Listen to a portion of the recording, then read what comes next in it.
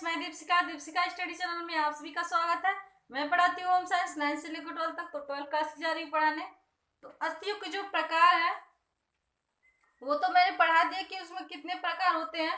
तो 2 प्रकार की होती है, मैं फिर से बता दे रही हूँ। होती है कठोर अस्थियां, दूसरी होती है कोमल अस्थियां, कार्टिलेज। तो आज हम लोग जो कार्टिलेज है उसके बारे में पढ़ेंगे। शरीर में कार्टिलेज की उपयोगिता। तो सोच रही हूँ कि इस बोर्ड पे लिखने से बेहतर है मैं अपने इसी तरह से मैं आप लोग को समझा दूँ, एक एक वर्ड समझा दूँ, ताकि आप लोग को अच्छी तरह से वो समझ में आ जाए। तो कार्टिलेज जो होती है उसकी उपयोगिता हम लोग देखने वाले हैं।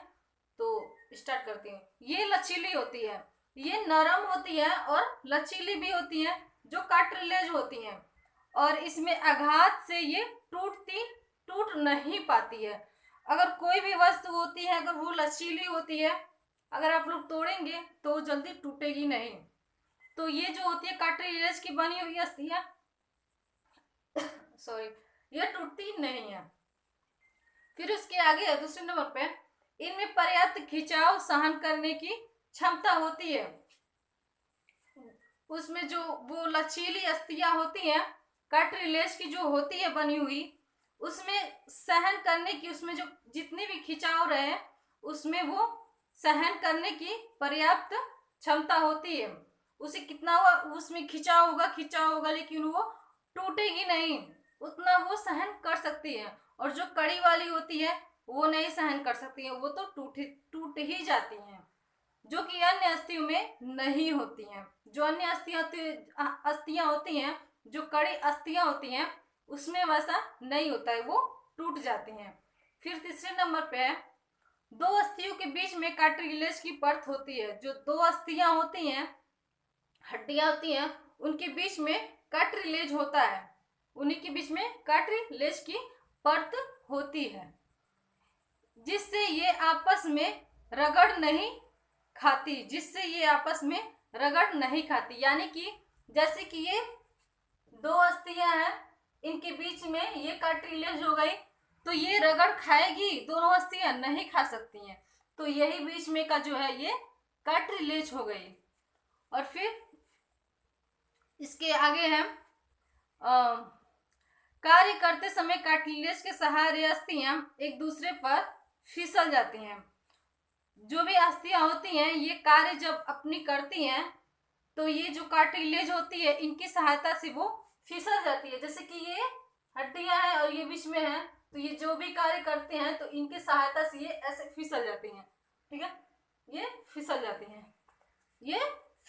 हैं, जिसमें कार्य करने में सहजता होती है। जिससे जो अस्थियां होती हैं उनको कार्य करने में सहजता होती है। आयु बढ़ने के साथ साथ कार्टिलेज कठोर अस्थियों में परिवर्तित हो जाते हैं।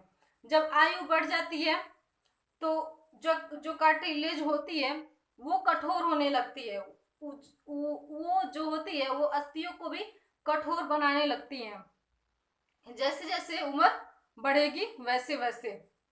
परंतु शरीर के कुछ भाग जैसे नाक के आगे का भाग, कान का बाहरी व ऊपरी भाग तथा टेटुआ आदि पर कार्टिलेज ही रहता है। जैसे कि नाक जो होती है, यहाँ पे जो होती है ये कार्टिलेज होती है, इसलिए ये नरम होती है। ये जो कान होती है, ये जो भाग होती है, ये नरम होती है, तो यहाँ पे कार्टिलेज पाया जाता है, इसलिए ये नरम होती है। लेकिन उम्र बढ़ने के साथ साथ ये हो जाती है कड़ी, लेकिन यहाँ पे कुछ भाग ऐसे होते हैं जहाँ पे कार्टिलेज पाया जाता है, और वो कार्टिलेज नरम ही रहता है, वो कड़ा नहीं हो सकता है जितना भी हमारी उम्र हो जाए।